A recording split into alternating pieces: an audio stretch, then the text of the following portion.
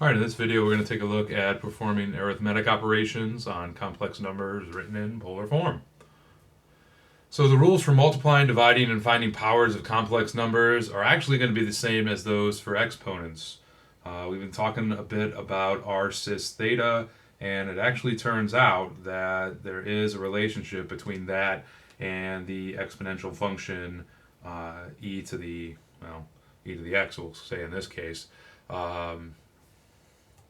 But we have our product rule for exponents. We multiply our coefficients, so 3 times 4 is 12, but we add our powers. With complex numbers, we multiply our moduli, so 3 times 4 is 12, and we add our arguments. 15 plus 7 is 22, so we get 12 cis 22, like we got 12x to the 22nd power. For quotient rule for exponents, we divide our coefficients, so 3 divided by 4 will just keep us 3/4. Reduce it if we could, but we can't in this case.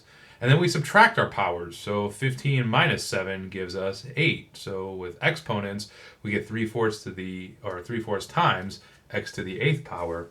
With complex numbers, dividing them, whole lot easier than when we looked at it in the last semester with a plus bi form.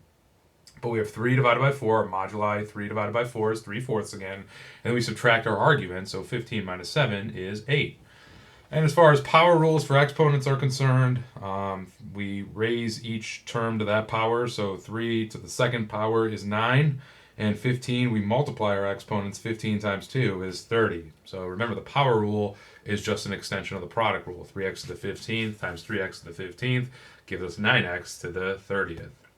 Well, with complex numbers, pretty much the same deal. So 3 to the second power is 9 for the modulus, and 15 times 2 is 30 degrees for the argument. And the power rule with complex numbers is also known as de Moivre's theorem, and I'm probably butchering that name. It's been a very long time since I've taken any kind of French, so I'm a little bit rusty, and I apologize if I did.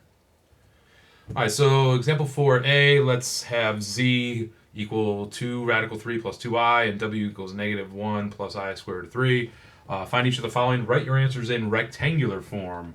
So part A, we got z times w. So in the last semester, we learned how to multiply complex numbers in rectangular form, but now we can get some of them a lot quicker, especially in polar form.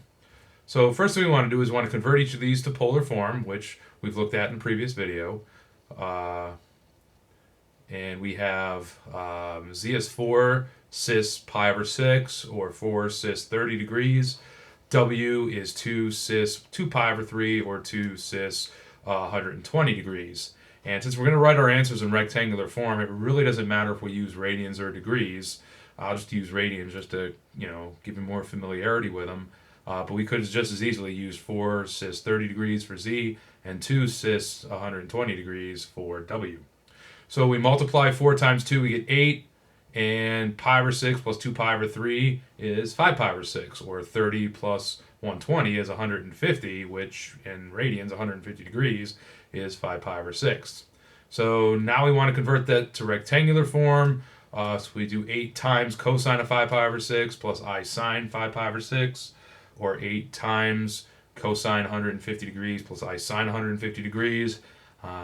We get, when we distribute the 8 through, we get negative 4 radical 3 plus 4i. And if you were to multiply this out, like we did last semester, you should get, after you combine like terms and simplify, negative 4 radical 3 plus 4i. All right, example 4b, we got w to the 5th power.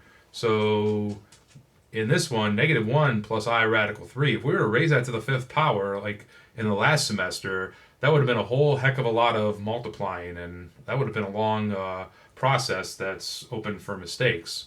So the good news is we can convert w to polar form, 2 cis 120 degrees, or 2 cis 2 pi over 3, and then we have 2 to the 5th power is 32, and 120 times 5, or 2 pi over 3 times 5, is 10 pi over 3.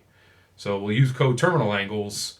10 pi over 3 is coterminal of 4 pi over 3, and 32 times the cosine of 4 pi over 3 plus I sine 4 pi over 3 will give us negative 16 minus 16i times square root of 3. So this answer that we got here would have taken us a whole lot longer in the last semester by having to multiply out w by raising it to the fifth power. All right, finally, example 4c, we have z divided by w. And when we talked about dividing complex numbers in college algebra, we talked about having to multiply the numerator and denominator by the complex conjugate of the denominator. Well, I think it's a lot easier to divide complex numbers using their polar representation. We get 4 cis pi over 6 divided by 2 cis 2 pi over 3, or 4 cis 30 degrees divided by 2 cis 120 degrees. 4 divided by 2 is 2, and pi over 6 minus 2 pi over 3, or 30 degrees minus 120 degrees, gives us negative pi over 2. And we get 2 cosine negative pi over 2 plus I sine negative pi over 2. When we distribute that 2 to both terms, we get 0 minus 2i, or just negative 2i.